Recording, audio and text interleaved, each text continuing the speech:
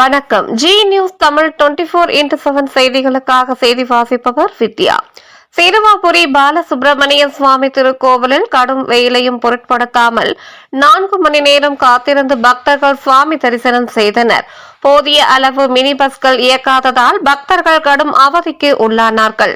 திருவள்ளூர் மாவட்டம் சோழவரம் ஒன்றியம் சின்னம்பேடு என்று அழைக்கப்படும் சிறுவாபுரியில் பிரசித்தி பெற்ற பாலசுப்பிரமணிய சுவாமி திருக்கோவில் உள்ளது. இன்று பங்குனி மாதத்தின் கடைசி செவ்வாய்க்கிழமை என்பதால் இத்திருக்கோவிலுக்கு விடியற்காலை முதலே கட்டுக்கடங்காத வகையில் பக்தர்கள் கூட்டம் வந்த வண்ணம் இருந்தனர். இதனால் கோவிலின் பின்பகுதியில் உள்ள அன்னதான மண்டபம், ஊராட்சி மன்ற அலுவலக தெரு உள்ளிட்ட பல்வேறு பகுதிகளில் பல கிலோமீட்டர் தூரத்துக்கு நீண்ட வரிசையில் காத்திருந்து சுவாமி தரிசனம் செய்தனர். செவ்வாய்க்கிழமை என்பதால் மூலவருக்கு பால், தயிர், விபூதி, சந்தனம், ஜவ்வாது, இளநீர், தேன் உள்ளிட்ட 16 வகையான திரவியங்களால் அபிஷேகம் செய்தனர். இதன் பின்னர் மகா அலங்காரம், மகா தீபாரதனை காண்பிக்கப்பட்டது.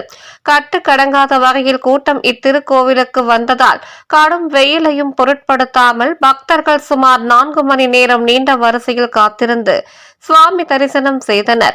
எனவே பக்தர்கள் பாதுகாப்பாகவும் விரைவாகவும் தரிசனம் செய்ய மாவட்ட நிர்வாகமும் இந்து சமய அறநிலைத்துறை அதிகாரிகளும் உரிய நடவடிக்கை வேண்டும் என பக்தர்களும் சமூக ஆர்வலர்களும் கோரிக்கை விடுத்துள்ளனர்.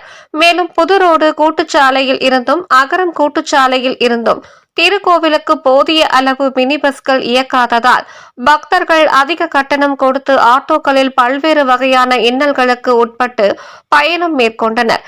எனவே சம்பந்தப்பட்ட துறை அதிகாரிகள் பக்தர்களின் வசதிக்காக போதிய போக்குவரத்து வசதியை ஏற்படுத்தி தர வேண்டும் என கோரிக்கை விடுத்துள்ளனர்.